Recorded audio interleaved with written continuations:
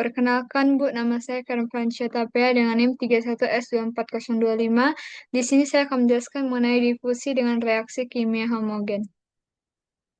Di sini difusi adalah perpindahan zat dari konsentrasi tinggi ke rendah dan menggunakan reaksi homogen yang artinya reaksi yang terjadi dalam satu fase, tidak ada batas antar fase.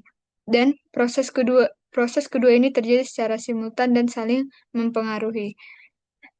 Fenomenanya yaitu pada suatu sistem yang terdiri dari fase gas dan fase cair, terdapat komponen A dalam fase gas yang bersentuhan dengan cairan B. Ketika kedua fase ini berkontak, terjadi perpindahan massa A dari fase gas ke fase cair melalui mekanisme difusi. Di permukaan antarmuka atau interface, komponen A akan larut ke dalam cairan sehingga menghasilkan konsentrasi awal sebesar CA0.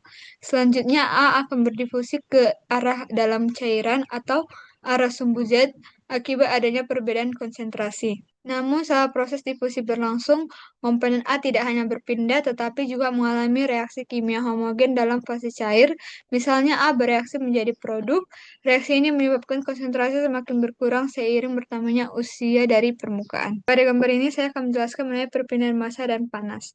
Di sini perpindahan massanya itu pada gambar si gas A ini berdifusi ke dalam liquid B. Di sini mekanisme utamanya itu difusi molekuler atau menggunakan hukum Fick. Di sini A ini bergerak dari konsentrasi tinggi atau permukaan yang Z sama dengan 0 ke konsentrasi rendah dalam cairan yaitu Z sama dengan L. Setelah berdifusi, A langsung bereaksi di dalam cairan atau reaksi homogen. Akibatnya konsentrasi A makin berkurang ke arah dalam, gradien konsentrasi makin tajam. Jadi perpindahan massa dipengaruhi oleh difusi atau transport dan reaksi atau konsumsi zat. Kemudian perpindahan panas tergantung jenis reaksinya. Jika reaksi eksotermis, reaksi menghasilkan panas, suhu cairan bisa meningkat dan terjadi perpindahan panas dari dalam cairan keluar. Jika reaksinya endotermis, reaksi akan menyerap panas, suhu sistem bisa turun dan panas mengalir dari lingkungan ke sistem. Selanjutnya mengenai syarat batas, untuk mendapatkan profil konsentrasi CaZ diperlukan syarat batas. Pada permukaan Z sama dengan 0, di sini Ca sama dengan Ca0. Artinya konsentrasi A di interface gas cair diketahui. Kemudian di dalam cairan ini Z sama dengan L. Ada beberapa kemungkinan tergantung sistem, di mana reaksi yang terjadi di seluruh cairan Ca menghasilkan 0 atau Ca sama dengan Cal. Artinya A hampir habis karena reaksi.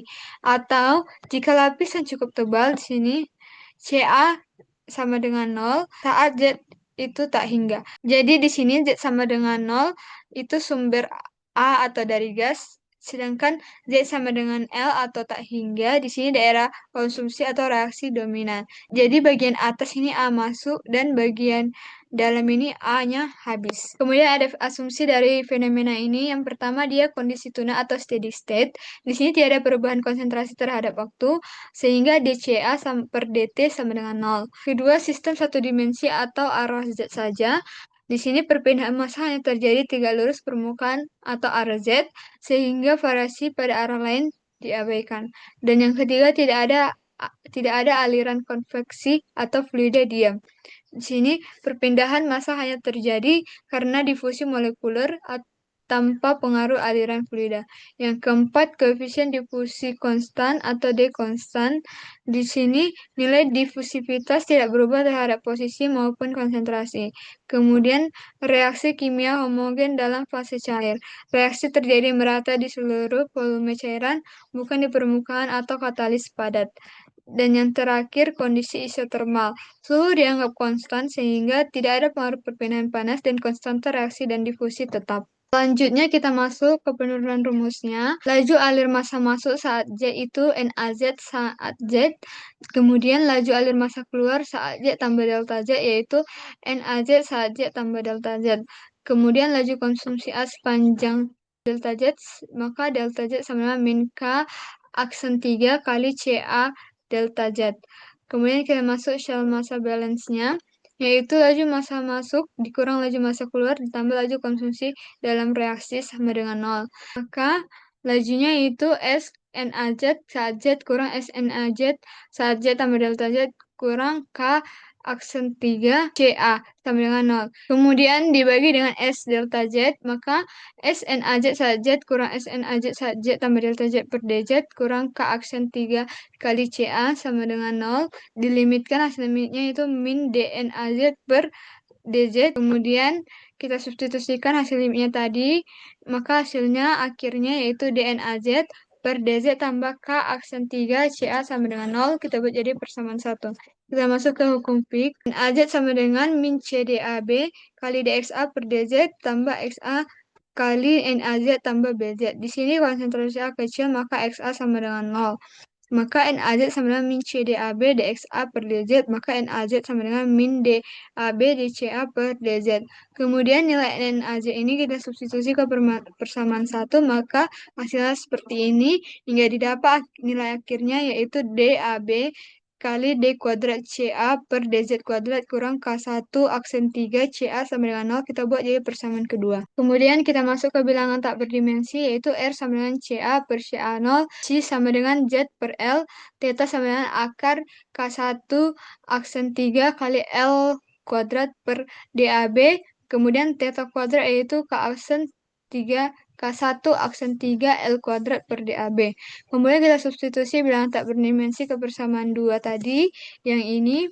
Kemudian kita dapat hasilnya DAB kali 1 per L kali D per DC kali CA0 per L DR per DC kurang K1 aksen 3 R CA0 sama dengan 0. Kemudian kali dengan L kuadrat per DAB CA0. Maka hasilnya D kuadrat R per DC kuadrat kurang K1 aksen 3 kali L kuadrat per DAB kali R sama dengan 0. Kemudian kita substitusi ke bilangan tak berdimensi, maka hasilnya D kuadrat R per DC kuadrat kurang theta kuadrat kali R sama dengan 0. Kemudian kita akan dapat persamaan umumnya, yaitu R sama dengan C1 cos hiperbolik theta C tambah C2 sin hiperbolik theta C. Kita buat jadi persamaan 3.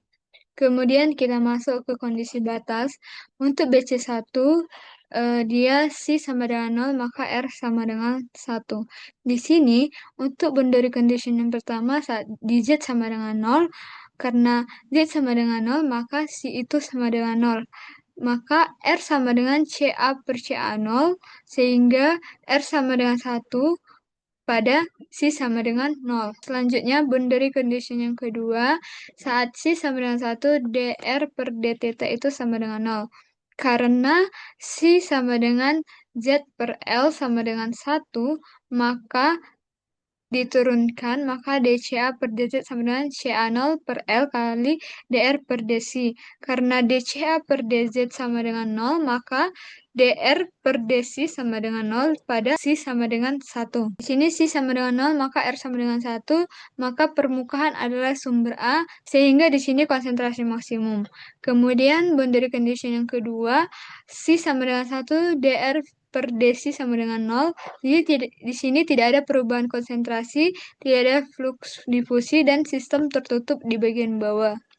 Selanjutnya, kita masukkanlah boundary condition yang pertama ke persamaan 3, sehingga hasilnya dapat C1 sama dengan 1. Kemudian kita substitusi juga BC2 dan nilai C1 ke persamaan 3. Kemudian persamaan 3 tadi ini kita turunkan terhadap C. Maka hasilnya dr per dC sama dengan C1 sin hiperbolik theta C tambah C2 cos hiperbolik theta C.